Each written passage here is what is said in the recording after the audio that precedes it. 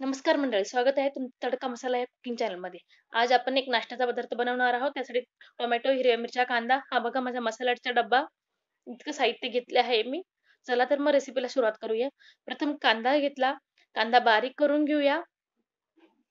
जास्त बारीक नाही केला तरी चालेल, आम्हाला थोडा जाडसरच कांदा आवडतो. कांदा बारीक चिरून घ्यायचा. रोज रोज नाश्ता काय बनवायचा प्रत्येक गृहिणीला पडलेला प्रश्न असतो. म्हणून आज करून बघा माझ्या पद्धतीने ही रेसिपी. कांदा चिरून झाल्यावर टोमॅटो घ्या. टोमॅटो बारीक चिरून घ्या. दुसऱ्या गॅसवर मी ओल्या शेंगा देखील भाजायला ठेवल्या आहेत. माझ्या मिस्टरांना खूप आवडतात. एक कप रवा घेतला आहे. कढई ठेवून रवा अगदी नॉर्मल भाजावा, कलर चेंज करू नये रव्याचा. तेल देखील टाकू नये रव्यामध्ये. त्याच कढईत मी तेल घेतलं आहे. रवा काढून घेतला. तेल गरम झाल्यावर त्यामध्ये मी शेंगदाणे टाकणार आहेत. शेंगदाणे तुमच्या आवडीनुसार टाकावे. शेंगदाणे देखील जास्त तळू नये. तळून आपण ते शेंगदाणे काढून घेऊया डिशमध्ये. तेल गरमच आहे.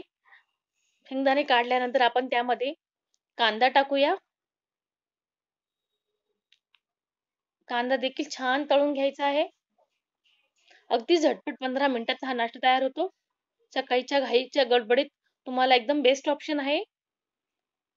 बघा आपण कांदा टाकलाय. कांदा जास्त बारीक केला नाहीये मी. तुम्ही तुमच्या आवडीनुसार करावा. कांद्याचा थोडासा कलर चेंज झाल्यानंतर हिरवी मिरची टाका. कढीपत्ता टाकून द्या.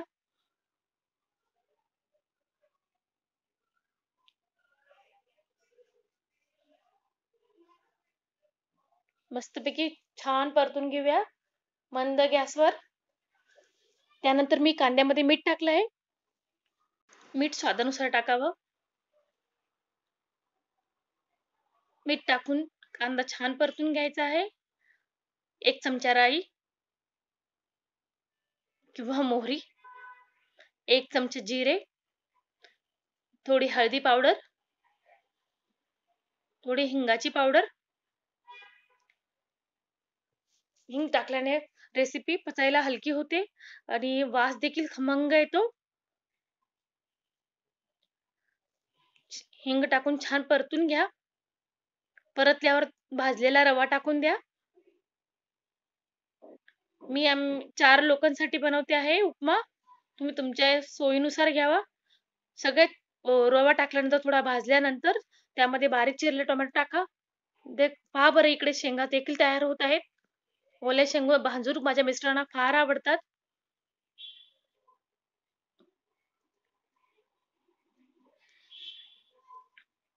एकीकडे पाणी गरम करत ठेवलं आहे मी उपम्यासाठी.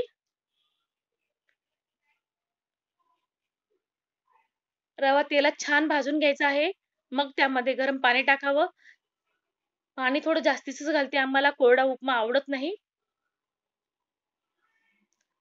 शेंगदाणे देखील टाकले आहेत मी. सांगायचे विसरले. तळलेले शेंगदाणे टाका मग. झाकून देऊ आपण 5 मिनिट. 5 मिनिटांनी पुन्हा उपमा हलवून घेऊ आपण एक चमच्याच्या साहाय्याने. माझ्या रेसिपीज आवडल्यास लाईक, शेअर, सबस्क्राईब करा. 5 मिनिटांनी आपण खोलून बघूया. बघा किती छान दिसतो आहे उपमा. उपमा करण्याची प्रत्येकाची पद्धत वेगळी असते. आमच्या घरात असा उपमा आवडतो. अगदी झटपट होतो. आता यात बारीक चिरलेली कोथिंबीर टाका. कोथिंबीर मी सगळ्यात शेवटी टाकते. त्याचा स्वाद टिकून राहतो. दिसायला देखील छान दिसतं.